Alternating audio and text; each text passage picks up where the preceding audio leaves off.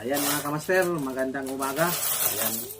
Ito po yung kita ko sa aming wifi. Ayan, tapos may dalawa kaming unit na nasira. Kaya ang kita nito, ang budget ko kasi ayusin ko itong dalawa. Ayan. Tapos ito po yung kita namin kasi sa wifi. Diba? Solve ng pamugas mga kamaster. Oh. Ayan mga kamaster. Pinagmay lang naman sir. 10 piso lang pero ang kapait yapang pagbukas mga kamaster. Salamat sa nag-subscribe sa aking YouTube channel. Ay natutang timi mo tanaw sa akong video. Na-business sa kapis wifi. Ayan.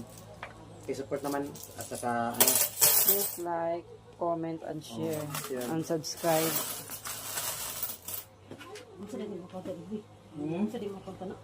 sa YouTube.